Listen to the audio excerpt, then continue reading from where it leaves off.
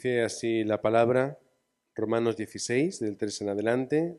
Saludad a Priscila y a Aquila, mis colaboradores en Cristo Jesús, que expusieron su vida por mí, a los cuales no solo yo doy gracias, sino también todas las iglesias de los gentiles. Saludad también a la iglesia de su casa. Amén. Tenemos ahí el mensaje y tenemos ahí las palabras del apóstol Pablo a Aquila y Priscila, y hoy vamos a hablar un poquito sobre ese matrimonio, no muy en particular, sino vamos a hablar un poco partiendo de él hacia lo que pues, tendría que ser ese matrimonio para la evangelización del mundo. Cuando nosotros estamos pensando en ese matrimonio, nos damos cuenta de que era un matrimonio unido. Y me gusta mucho resaltar lo que es obvio en el texto y que muchas veces ponen, cuando lo mencionan, a Priscila por delante de Aquila. Porque de alguna forma tendría quizá una posición o tendría una capacidad a la altura o quizá incluso por encima que la de su esposo, a la hora de transmitir, siempre en pareja, siempre en ese binomio, uno y dos, el uno con el otro y el otro con una para la evangelización del mundo. Podemos recordar muy rápidamente cuál es su estado, porque no vivían una vida fácil, no era fácil en ese tiempo para ellos, porque ellos vivían en una provincia romana, que es el Ponto, en los cuales ellos conocían, no solamente como judíos, sino conocían el mensaje de Cristo. Y de alguna forma lo conocieron por la predicación o también quizá fue por lo que ocurrió en Jerusalén el día de Pentecostés, la Pascua, todos esos días donde muchos judíos viajaban. Judíos seguidores de Cristo, pero expulsados de Roma. Situación difícil.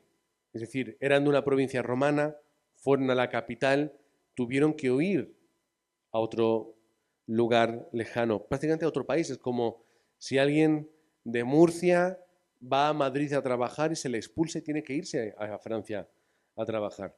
Es difícil, es complicado. Muchos de los que estamos aquí, de los que nos escuchan por internet, entenderán cuáles son las situaciones expulsados, pero mantenían ese oficio, que era hacer tiendas, empresarios. Viven en Corinto durante un tiempo donde, en una situación difícil, hospedan a Pablo durante 18 meses, para que Pablo pudiese recuperarse y pudiese hacer la obra de evangelista. Podéis leer 1 Corintios 2:3 para ver un poquito ese contexto, ese momento en el cual Pablo estaba en un momento difícil. Dice la palabra que cuando él les dice que cuando fue a ellos pues no estaba en su mejor momento, no fue la mejor versión, pero Dios obró. Y cuando fue necesario, tuvieron que ir de Corinto a Éfeso, cambiarse de ciudad otra vez, para juntamente con Pablo ocuparse de esa iglesia. Y se ocupaban de ella, recordamos lo que ocurre en Éfeso con Apolos y cómo ellos dos le ayudan a entender mejor el mensaje de una forma completa. El mensaje de ese Dios trino que obra en la vida del ser humano, y Apolos lo acepta, lo hace suyo y continúa predicando ya ese mensaje completo. Hechos 18, 24 26, por si lo queréis anotar, y luego vemos que vuelven otra vez a Roma, donde se les echó, vuelven otra vez a esa ciudad, al centro del mundo en aquel tiempo, y vuelven ¿para qué? Para hacer iglesia. Es decir, su naturaleza cambia, cambia su visión, cambia su hacer, y es la iglesia que Pablo menciona aquí. A esa Aquila y esa Priscila, o mejor dicho, esa Priscila y esa Aquila, los cuales como matrimonio están levantando esa iglesia para los romanos. Y después, en la última carta paulina, posiblemente sea la última, que es a Timoteo, espérate que se me ha ido, aquí, que es a Timoteo, Aquila y Priscila están con Timoteo.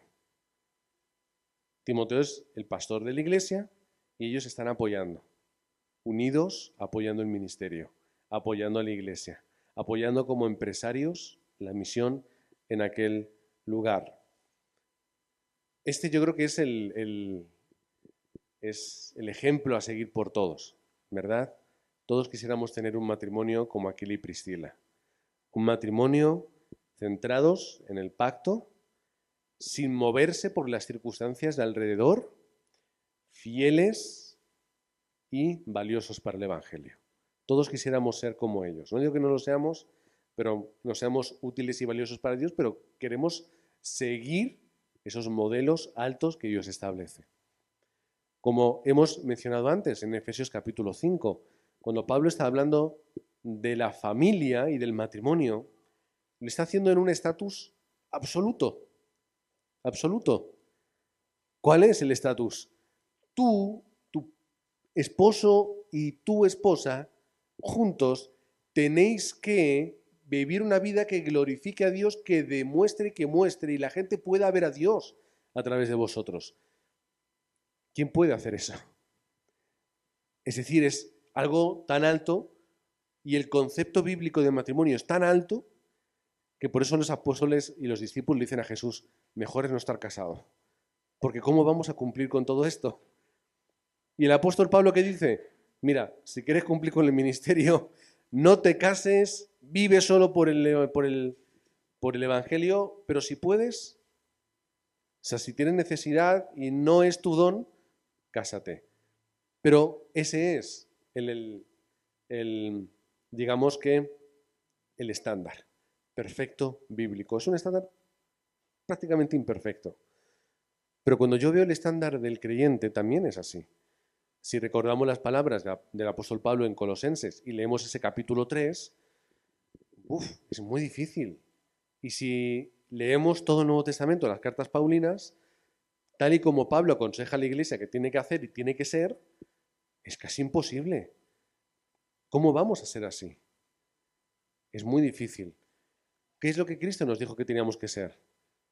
Tenemos que ser testigos para predicar a todo el mundo. Ese es el estándar. Ahora, ¿yo llego a ese estándar? No. Me quedo abajo, pero es donde yo tengo que mirar. Nosotros como familias y como matrimonios tenemos que fijarnos en esto. Este es mi estándar. Yo tengo que vivir eso. Tengo que en mi matrimonio hacer que la gente vea la obra de Cristo con su iglesia. Amor, respeto, trabajo, sacrificio, fidelidad, todo esto. Por eso la palabra de Dios es tan dura con el divorcio. Porque si la imagen del matrimonio es la de Cristo con la iglesia y hay un divorcio, ¿qué está diciendo?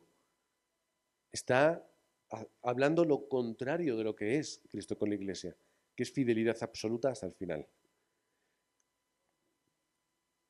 Como dice la palabra, a veces la dureza de nuestro corazón trabaja y obra, y Génesis 3 está ahí. Así que no es condenación, simplemente es mostrar qué es lo que debería ser y cuál era el propósito primero de Dios en la palabra. Y el propósito pues sería algo parecido a lo que vivían Aquila y Priscila. Pero no somos ni Aquila ni somos Priscilas. Estamos en ese camino. Nos gustaría tener esto, pero a veces es muy difícil y las circunstancias y nuestras decisiones y nuestra vida nos ha llevado a vivir una realidad que no es la perfecta. Ay, si hubiésemos conocido el Evangelio, hubiésemos conocido el pacto en otro momento de nuestra vida, no hubiésemos tomado esas decisiones, no hubiésemos hecho esto, pero estamos en este punto. Por eso mismo, tenemos que vivir fijándonos en ese estándar. Pero ¿cuál es el primer punto? Todo parte de lo que hemos dicho hoy.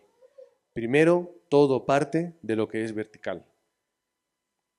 Un matrimonio, por mucho que quiera vivir ese estándar, si no se nutre de su relación con Dios y recibe de su gracia, es imposible.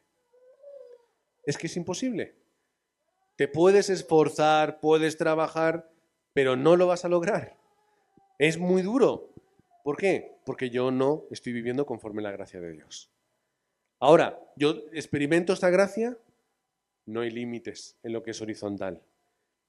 Yo disfruto de verdad de ese poder del Espíritu Santo, de esa sabiduría, entonces no voy a meter la pata en lo que es horizontal.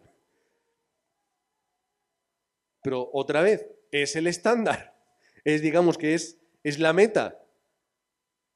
¿Cuánto vivimos a través del poder del Espíritu Santo y cuánto vivimos a través del nuestro? ¿Cuántas decisiones tomamos a través, o tomamos nosotros y cuántas toma Dios? ¿Cuántas veces habla el yo y cuántas veces habla el Espíritu que está en nosotros? ¿Cuál es el porcentaje? Cada uno tendrá un porcentaje, quizá no lo conozcamos ni nosotros, pero ahí está el autodiagnosis, el diagnosticarnos a nosotros mismos y darnos cuenta de que no siempre obramos de la forma correcta. No estamos en esa perfección, pero estamos en el camino. Ahora, si yo no puedo vivir mi propia vida de una forma plena dentro del Evangelio, ¿cómo lo vamos a hacer dos personas unidas? Con imperfecciones por un lado y por otro, pensamientos por un lado y por otro, enfados por un lado y por otro, heridas por un lado y por otro. Es muy difícil, de verdad, es muy cansado. Venga, vamos a juntarnos a orar. Cuando uno está cansado, el otro está preparado. Cuando el otro está preparado, el otro está ocupado. Cuando el otro se desocupa, el uno está haciendo otras cosas. Cuando uno no está enfadado es porque no quiere. Es difícil, es muy complicado. Pero no por ello no tenemos que dejar de andar en ese camino. ¿Cuál es la determinación? La determinación es, otra vez, primero lo vertical. Yo recibo gracia. Recordamos las palabras de Pablo a Timoteo. ¿A quién habla? ¿O quiénes son las personas que le mostraron el pacto y le mantuvieron a Timoteo en ese camino del Evangelio? ¿Quién? Madre y abuela. ¿Y el padre y el abuelo dónde? Se menciona, creo que hay una referencia de soslayo del padre, pero nada. Padre griego creo que era. Ya está. Se acabó. No hay más. ¿Qué quiere decir? Eunice y Loida, juntas, de una forma vertical, reciben gracia y dan a Timoteo. El esposo no tendría esa gracia. No experimentaría eso o no sería reconocido por ello. Y ya está. ¿Pero eso qué quiere decir? ¿Que Eunice y Loida no pueden hacer la obra? Sí. ¿Por qué? Porque reciben de lo que es vertical. Lidia, capítulo 16 de Hechos, entiende que ese Mesías es Jesús de Nazaret. Y dice, lo tengo todo. Y como lo tengo todo, ahora vienes a mi casa y ¿qué? Das a mi familia. Una entrada. El carcelero, que se le menciona posteriormente, él es el que lleva el Evangelio a su casa. De una forma o de otra, no importa. En las capítulo 16 de Hechos, perdón, de Romanos, también, versículo 7, saludad a Andrónico y a Junias, parientes y compañeros de prisiones, los cuales son estimados entre los apóstoles, posiblemente, no se puede decir con rotundidad, un matrimonio de personas reconocidas que hacían la labor del Evangelio, personas unidas. También dicen que Filemón, en la carta de Pablo a Filemón, tan cortita y en el contexto en el que estaban, que es posible que ese saludo al principio, donde dice y a la amada hermana Apia y Arquipo, posiblemente fuera su familia. Y como era una carta con una carga muy personal y que tiene que ver con su familia, con su criado y con su hogar, posiblemente ella, Apia, sería la esposa de Filemón. Sí, no se sabe, puede ser. Pero hay otras personas de las cuales no se habla que estén casados y sin embargo hacen la evangelización del mundo. Un ejemplo de ellos también es 1 Corintios capítulo 9, que conocemos ese texto, Y el versículo 5 dice el apóstol Pablo: no tenemos derecho de traer con nosotros una hermana por mujer, como también los otros apóstoles y los hermanos de Jesús, del Señor, y Cefas, que es Pedro. ¿Qué quiere decir?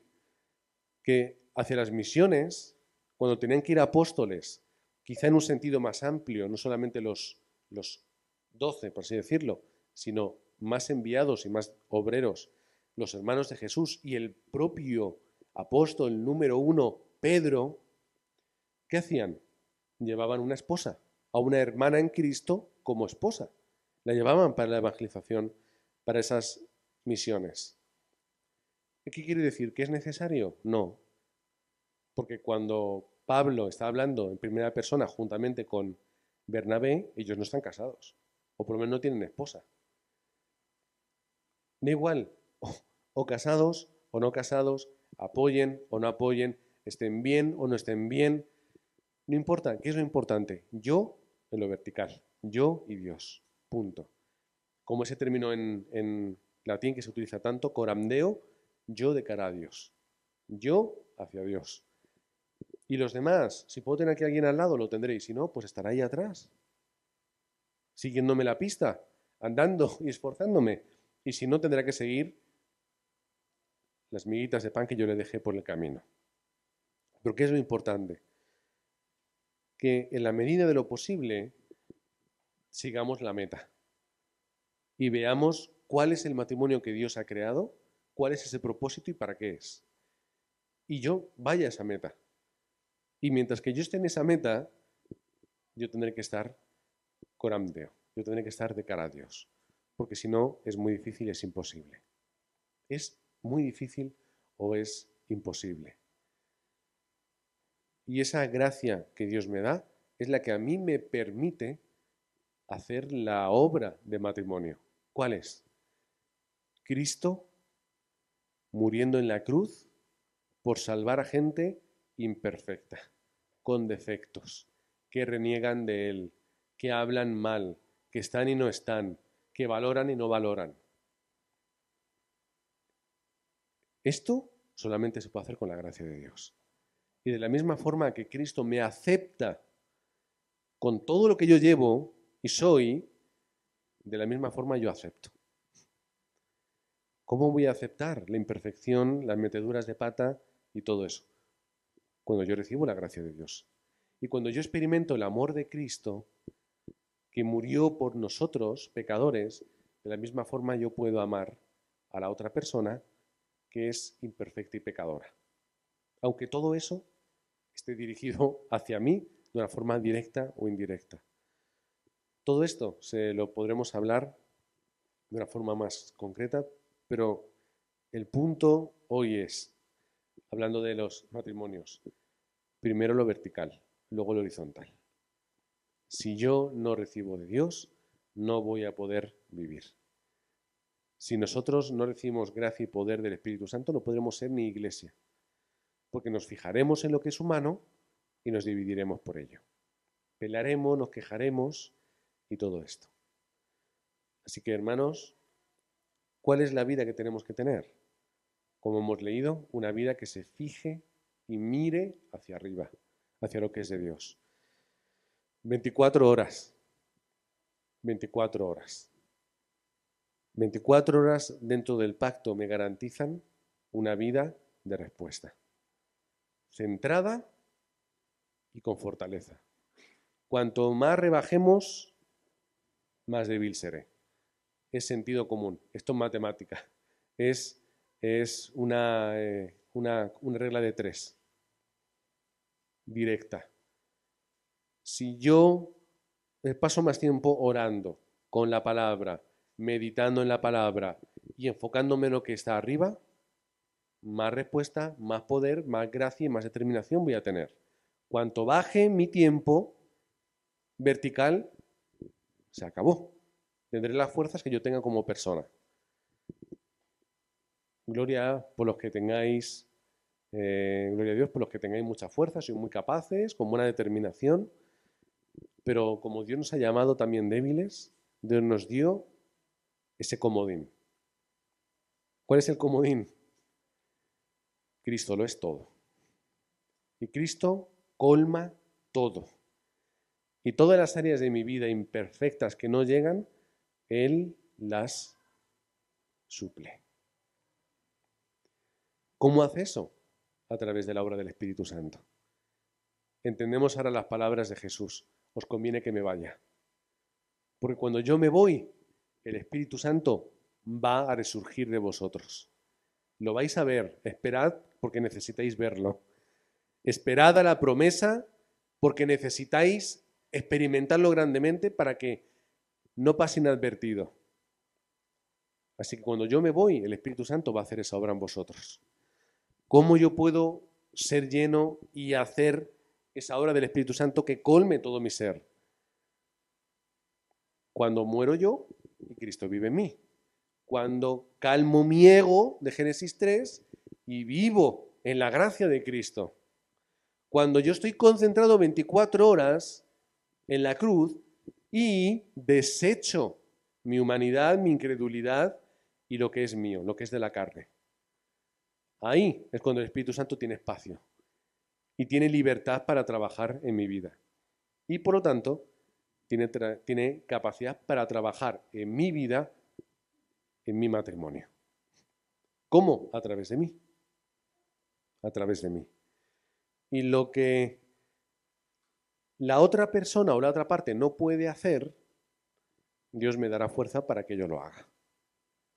Y donde no llega la otra parte, por Génesis 3 o por su incapacidad humana, yo que estoy en Cristo me dará fuerza. Y cuando mi cónyuge, utilizar una palabra, esté bajo en fuerzas espiritualmente, yo tendré que subir. ¿Por qué? Porque yo estoy aferrado a lo que viene de arriba y aferrado a lo que viene de arriba puedo agarrar a los demás. Como en las películas, que uno se sujeta a una cuerda y agarra a la otra con la mano, ¿no? Eso cuesta, eso es duro, pero ¿qué? Si yo estoy bien sujeto, esa persona no se me cae. Ahora, como yo no me sujete bien de la cuerda, nos vamos todos para abajo. No paséis un día sin que estéis aferrándoos a lo que es vertical. No os dejéis engañar por el mundo. No os dejéis engañar por lo que vemos, como decía un escritor, ese matrimonio mentiroso y absurdo de las películas, de las telenovelas, de todo esto, ¿verdad? Que es tan absurdo. Y nos damos cuenta de que hay algo mucho más grande y mucho más profundo detrás de eso, que es lo que Dios ha creado. Así que, hermanos, como dice Marcos capítulo 9, creo que es, lo que ha unido Dios, no lo separa el hombre, por su gracia. Ya hablaremos de ahí muchas cosas de las que hablar de este tipo, pero que vayamos a casa hoy dando gracias a Dios por lo que tenemos y pidiéndole gracia para mantenerlo en ese estado que Dios desea. Y siempre hacia adelante. Y los que no, repito otra vez, les impulsemos, porque para eso Dios nos ha puesto. Y para eso Dios nos ha dado gracia y nos ha dado el Espíritu Santo. Amén. Padre, queremos darte toda gloria y toda honra, porque incluso en nuestro matrimonio tú te glorificas. Padre, que aunque cometamos errores, hayamos tomado malas determinaciones, podamos recibir de tu gracia, de tu poder, y podamos, Señor, caminar este camino tan difícil, tan complejo por nuestra humanidad, pero tan llevadero a través de tu gracia. Gracias, Padre, porque, como hablamos hoy, escogidos, santos y amados para tu obra, escogidos, santos y amados en Cristo, que lo es todo para nosotros. Oramos en el nombre de Jesucristo. Amén.